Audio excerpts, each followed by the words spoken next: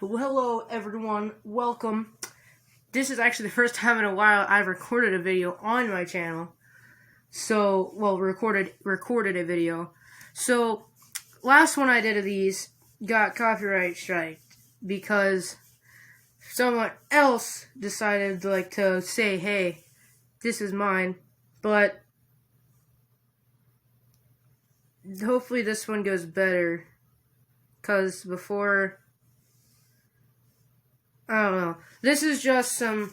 I know it's not the season yet, but I figured why not start the season... Not start this year off with a little bit of the spooks. This is some... You can't really tell by her reaction. Whatever the heck that is. Spooky. Alright, let's just get into it. Horror Shorts Party. The Asylum shorts are narrated by Bound and Imaginary. This happened to me about a year ago. I used to be a janitor for a cleaning agency. Oh, wow. I would basically take contract jobs to clean. A cleaning agency? I thought places just had janitors. I'm not gonna lie. I really thought places just had janitors. You know what? Alright, fine. In various locations. One day, my cleaning agency gave me a cleaning contract at a psychiatric ward, also known as an asylum. To be honest... Let's just get this straight. If I were this guy, yeah, I would probably want the money. I'm not taking a job at an asylum. Especially if it's a psychiatric asylum. Whatever the heck the word is. I would not take this. It's not, I prefer to keep my mental health good, please. I was a bit hesitant to take the job, just because of the superstition of asylums being haunted, but thank you. Well, I took it anyway because the pay was decent. Yeah, crazy people. Later that day, I arrived there. I see a huge, old-looking building. To be honest, I was quite creeped out since the asylum was secluded in the middle of nowhere. When I arrive inside, I notice people giving me an uninviting stare. I'm not just talking about the patients, I'm also talking about the employees as well. To be honest, I kept it professional and began to do my job. Good. I remember mopping the hallway and seeing some really bizarre things. I saw some creepy-looking patients that had a disturbing look to them. Hey! I don't know. Hey! Don't insult people, alright? I will stand for you not for taking this job, wanting to take this job out of suspicions, and and not liking the way people are staring at you, but don't insult the people. Oh, they just look like the kind of people you would see in one of those Exorcist movies. Bum, bum, bum.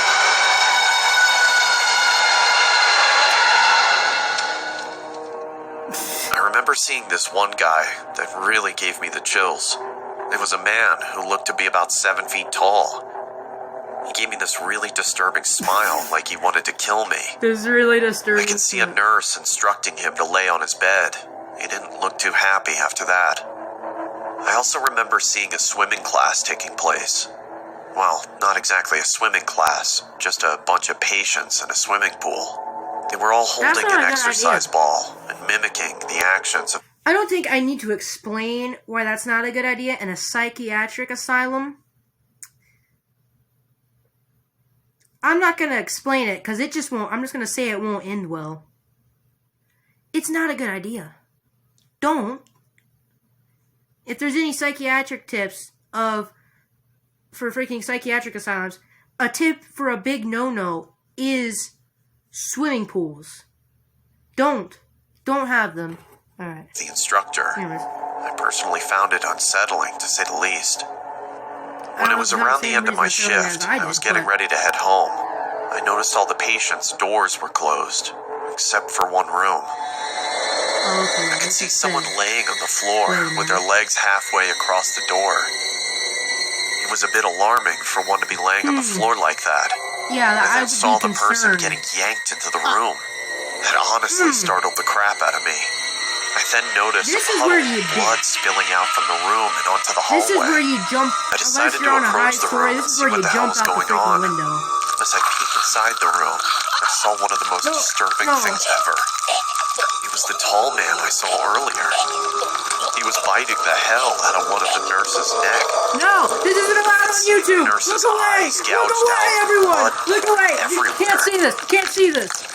I carefully made sure to not scream or make a sound. I have to freaking... I got the hell out of there and immediately started driving off. That. I even called the cops while driving. Oh, come on, to this man. day, Why'd you do I'm this still to me? traumatized by what I saw that night.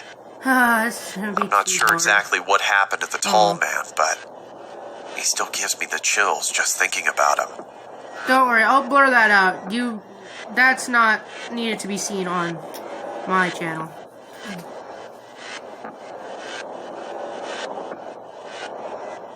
Oh!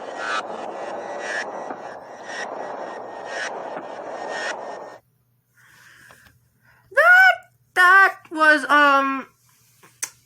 interesting, to say at the least. I'll be right back after I cope for a minute on what I just watched. Alright, I'm back. This one is about McDonald's. Can't get any worse, right? That Asylum one was pretty bad. Gonna have to blur some stuff out now. And, I'm not gonna lie, this one, this one's probably gonna be even worse. It might be, it might not be as bad. I'm hoping there's not gore this time. But I've seen a few other of these persons. I've seen like one other of these persons' videos besides the last one I just reacted to. And, there was a hand that got cut off, and I don't really feel like watching that, because I don't think I'd have to blur that, and it would be like, yeah, it would be a little bit less effort, but I've already seen it. And if I've already seen it, what's the point in reacting to it? Anyways, yeah, let's got this going. Yep. Alright. And there we go. Here we go. Animated horror short party. Mr. Haunted. Different narrators each video. I like it. Good. Don't have the same people narrating every single video. Changes up changes every episode. That's good. Ba-da-ba-ba-ba. In 2016, I went to a McDonald's with my friend who we'll call Ashton for privacy reasons. On this night, we had just seen a movie with his girlfriend, and after the movie, we all got hungry.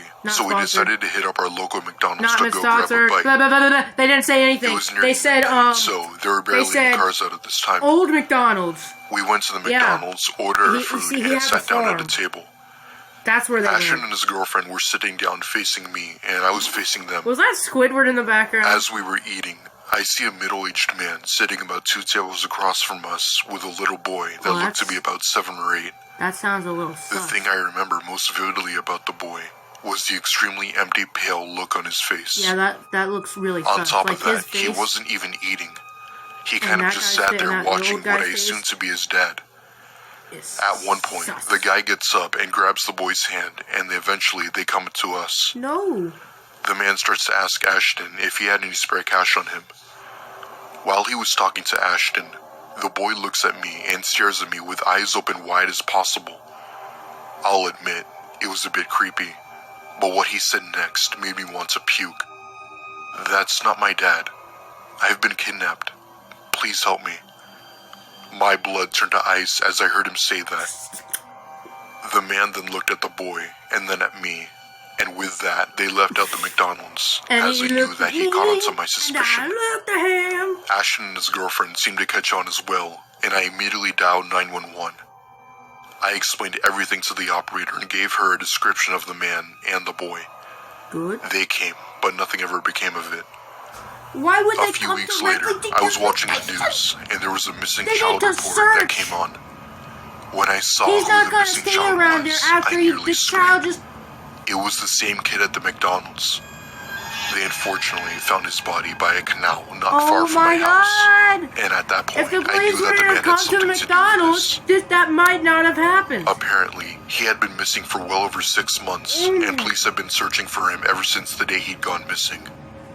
They aren't sure as to how he died, but the news said that he had died due to dehydration, which I found very false. Ever since that day, I feel so helpless and heartbroken for that boy. There are truly some messed up people in this world that do horrible things. Not very... I hope you could use my story to create awareness as to how these things happen all too often, and how you could take action to help make the world a better place. Alright, thank you. Was it Mr. Haunted? Mr. Haunted, was it? I believe? Thank you for your speech on making the world a better place. I'll take it from here. Why? For one. For two, I get the feeling that I know most of these stories probably are real, and that they most likely could have happened, but I get the most certain feeling that most of these stories are fake. So I'm gonna find, how long's the video been so far? Probably not too long, yeah, about 10 minutes. I'm gonna find a couple more videos to do and react to, so that way I can have at least like a 20-minute video or so, since I haven't posted for quite a while. And, yeah, I'll see you when I get back. Alright, so I'm not doing this whole video. I'm not doing this entire 33-minute long video. I know I want a long video, but I'm not doing... Last time I made a long story animations video, I kind of got screwed over by like I got screwed over by one person in particular. So I'm gonna only watch like 2 of these, and yeah. So who is this again? I'll give you guys the shout out in a second when after I'm done reacting to these. But yeah, I'll give those to you. Anyways, yeah. Let's get into it. I'm not one to ever pass up an opportunity for a good deal on some high-grade cannabis. So when I received a text from a friend of mine telling me that he could sell me a quarter ounce of some good shit for $25, I jumped at the chance. He led me on all day, telling me he would be dropping it off in the evening. Evening came, and so did the text saying he'd drop by later that night. And finally, at 11:30 that night, I received a text that sent a ping of anxiety running through me. Sup, man? I'm headed out of town for the night. Your sack is in the garage under the ladder. I knew exactly what this entailed. I was to walk the 5 blocks to his old residence, a mutual friend's house where he lived in a loft in the garage, slip in unnoticed by the neighbors, search until I found it, leave the money, and be on my merry way. What do you... Simple, if you right? were to not leave the money, would he break your kneecap with a baseball bat? The walk started off sketchy enough with the lone street light on the block going out as I left, plunging me into this unnatural pseudo-darkness. I walked along in silence, the only sound coming from the highway some distance away. I'd walked this walk before, even at this hour, but I couldn't shake this anticipation in my gut. I reached the house, which I must say is absolutely terrifying at night. Something didn't seem right. My friend is very strict with his bedtimes. This meant that the house was dark at exactly 10 p.m. each night. Tonight, though, there was a glow coming from the first floor. Yeah, I will get bad vibes too. This could have been a number of things. Maybe he had other friends over, brought a girl home, getting a late-night snack. I quickly reassured myself as I stepped through the door into the pitch-black garage. Wow, reusing... I closed the door behind me and got to searching. The garage is separated into an upstairs and downstairs to save space. Upstairs, there's a washer and dryer. Huh? Can I be explained to how that would save space? Yeah, I get it would save space for your car, to put your car in your upstairs part of your garage. But you're just technically giving yourself a basement. You're giving yourself a basement garage. Just get a basement. I don't know how else to explain it. Just get a basement. Alright, anyways, let's continue. While downstairs was box storage that led under the stairs, forming a cave-like lair. Not gonna lie, it felt like a robbery simulator, rummaging through my friend's garage unnoticed, looking for drugs. My heart began to race at the thought. It really started racing, though, when I heard the heavy footfalls stomping their way toward the inside garage entrance. I had kicked a paint can on accident, so they probably heard it. Now, my first instinct told me that I should make myself known. It was my friend's place, after all. He probably even knew about the whole deal. We'd laugh, he'd point out where it was, and I'd be on my merry way.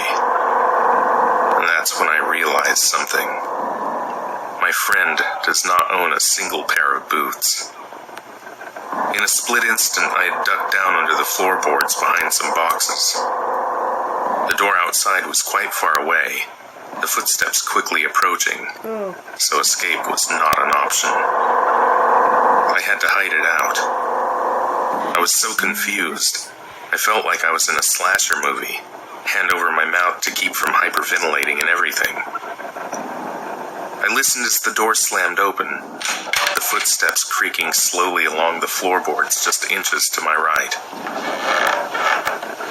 They paced around the garage for what seemed like ages, grunting and taking heavy labored breaths.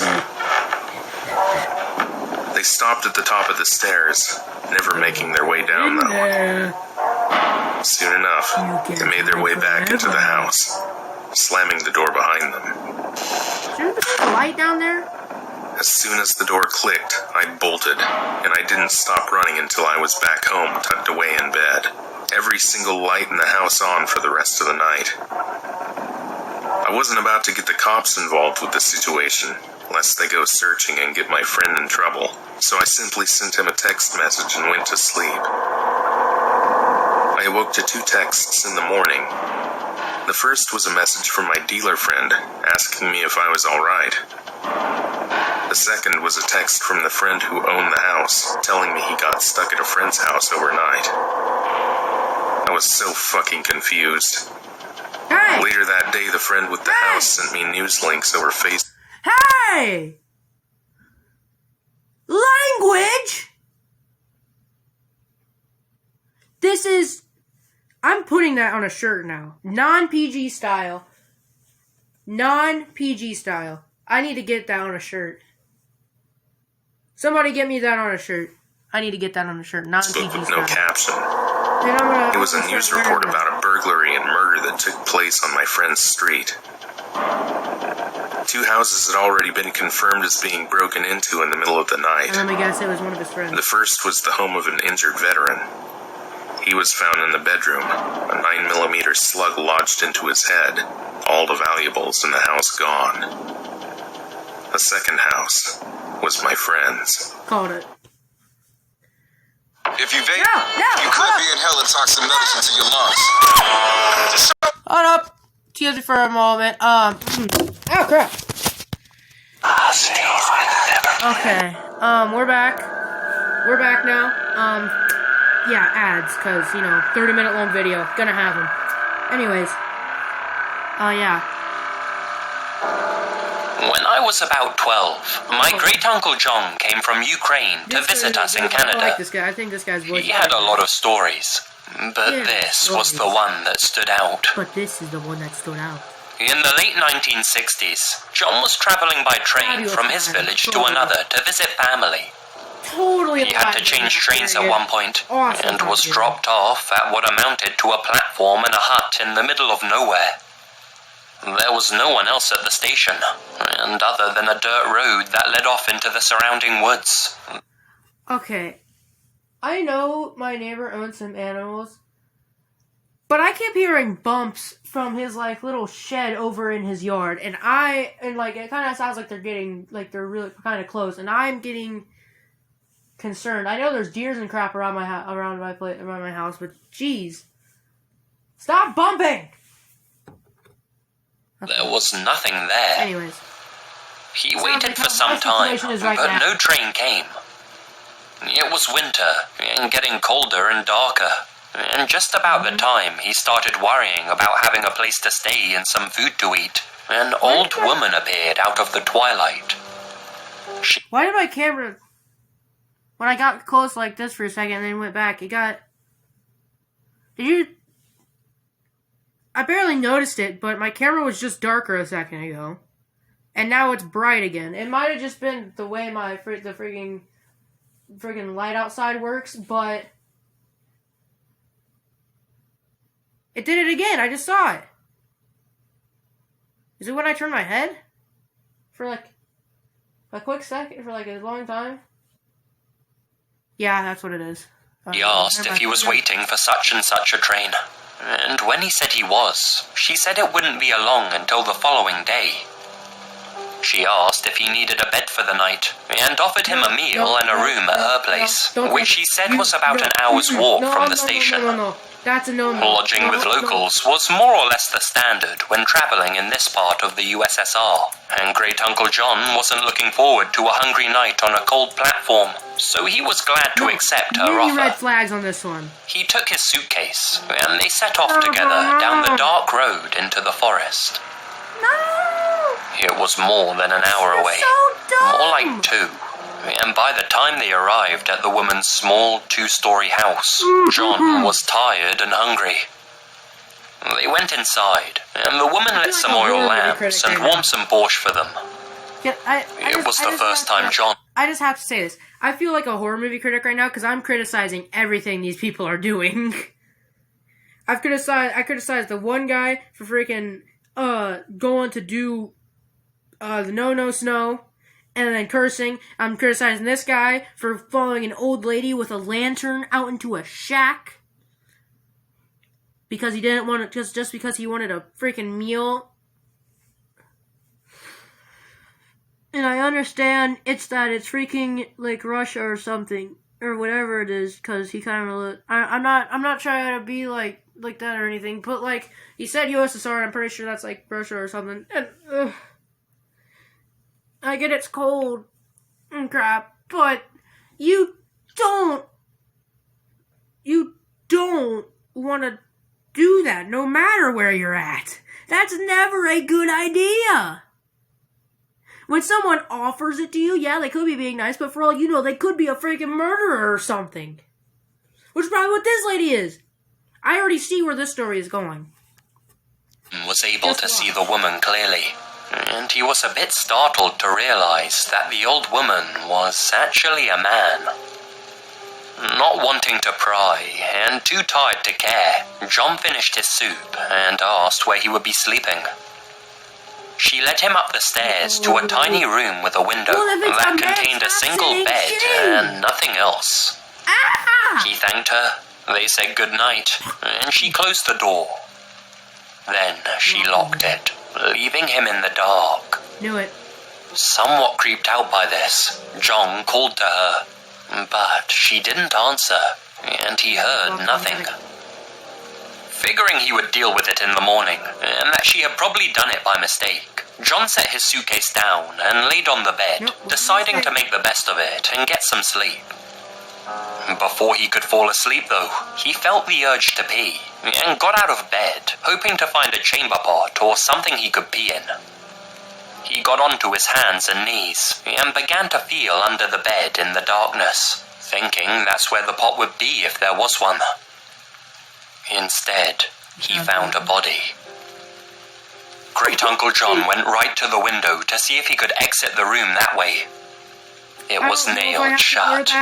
He knew that if he remained in the room, he was probably a dead man. But if he broke the window and tried to get out that way, there was a good chance that the old woman, and who knows who else was there, would hear him and come into the room before he could get away. So he did the only thing he could do. He pulled the body from under the bed, heaved it onto the mattress, and covered it with the blanket. Then he got under the bed and waited. Sure enough, about an hour later, he heard footsteps coming slowly up the stairs, and then towards the room. The lock clicked, and the knob turned slowly. In the gloom, John saw someone move towards the bed. He heard several terrific and sickening thuds. The person had bashed the body on the bed with a large crowbar, which they had then dropped on the floor right in front of John. There was silence. Then the person went out of the room, and the door was shut again. The footsteps went down the stairs, and then, once more, silence. John moved out from under the bed, took the crowbar, and was able to slowly pry the window open. He didn't say, but I imagine he was shitting bricks the entire time. Hey! Come on! When the window was up, he threw his suitcase out, then dove through himself, not caring what was below him, only worried about what was behind. Friggin' gamer boys. He landed without too much injury and began to run into a field behind the house, towards some lights in the far distance.